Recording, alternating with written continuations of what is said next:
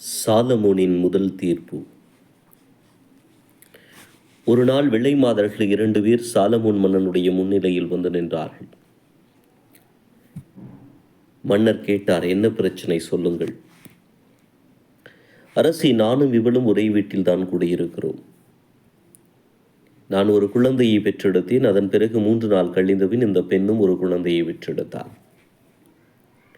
இவள் இரவில் தூங்கும்போது அவளுடைய குழந்தையின் மீது புரண்டு படுத்து விட்டால், அதனால் அந்த குழந்தை இறந்து விட்டது.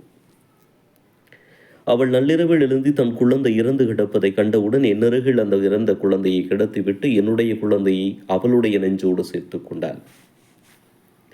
காலையில் நான் குழந்தைக்கு பால் கொடுக்க எழுந்தபோது குழந்தை இறந்து கிடந்ததை கண்டு அழுதேன்.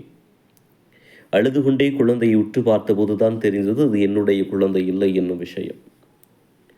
நான் இந்த பெண்ணிடம் கேட்டபோது என்னுடைய குழந்தையை தர மறுக்கிறாள். அது அவளுடைய குழந்தை என்கிறாள். எனக்கு நீதி வழங்குங்கள், புலம்பலோடு சொல்லி முடித்தாள் அவள். அரசர் திரும்பி மற்ற பெண்ணை நோக்கி, இவள் சொல்வதெல்லாம் உண்மையா?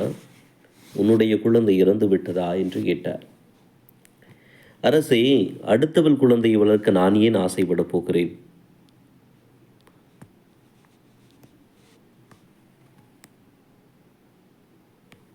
இது என் குழந்தைதான் என்றாள். அதை கேட்டதும் மற்றவள், இல்லை அரசே, தாய்க்கு தெரியாதா தன் பிள்ளை யார் என்று? அது என்னுடைய குழந்தைதான் என்று புலம்பினாள். அரசே, அவளுடைய குழந்தை இறந்து போன சோகம் தாங்காமல் அவள் அழுகிறாள். பெற்ற குழந்தை மீது யாராவது புரண்டு படுப்பார்களா? அவள் குழந்தை இழந்த கவலையில் ஏதேதோ உளறுகிறாள். இந்த சோகம் நமக்கு தெரிந்ததுதான். ஆனால் அதற்காக என் குழந்தையை நான் எப்படி அவளுக்கு தர முடியும்? அது உன் குழந்தையே இல்லை, ஏன் இப்படி பொய் பேசுகிறாய் என்று இருவரும் மாறி மாறி வாக்குவாதத்தில் ஈடுபட்டார்கள். சாலமோன் சற்று நேரம் மௌனமாயிருந்தார். பின் அவர்களை நோக்கி, உங்கள் வீட்டில் உங்களை தவிர வேறு யாரேனும் இருக்கிறார்களா என்று கேட்டார். இல்லை அரசி, நாங்கள் மட்டும்தான், அவர்கள் சொன்னார்கள். நீங்கள் இருவருமே உங்கள் பிள்ளைதான் இது என்பதில் உறுதியாயிருக்கிறீர்கள் தானே? சாலமோன் கேட்டார். ஆம் அரசே, இது என் பிள்ளைதான், அவள்தான் உளறுகிறார். இருவரும் மாறி மாறி குற்றம் சாட்டினார்கள்.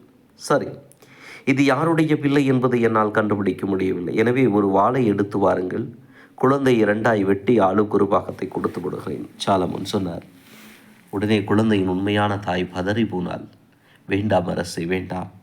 அந்த குழந்தையை வெட்டி விடாதீர்கள், அது அவளிடமே வளரட்டும், எனக்கு எந்த பிரச்சனையும் இல்லை என்றாள். மற்றவளோ, இப்போதாவது ஒத்துக்கொண்டாய் இல்லையா? நல்லது, இல்லையால் குழந்தையை வெட்டி ஒரு பாகத்தை உனக்கு கொடுத்திருப்பேன். இப்போது கூட உன் குழந்தைதான் என்று பிடிவாதம் பிடிக்கிறாயெனில் சொல், எனக்கும் வேண்டாம் உனக்கும் வேண்டாம், அதை 2ஆக வெட்டி விடலாம் என்றாள்.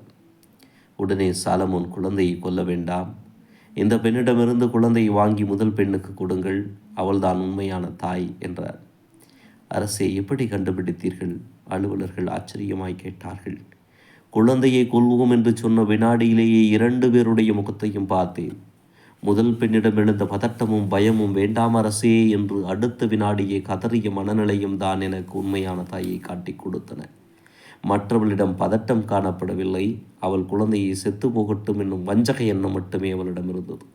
அதனால்தான் அவள் உண்மை தாய் அல்ல என்பதை உறுதிப்படுத்தி கொண்டேன், சாலமோன் சொன்னார். மக்கள் அனைவரும் மன்னனுடைய நாணத்தை எண்ணி வியந்தார்கள்.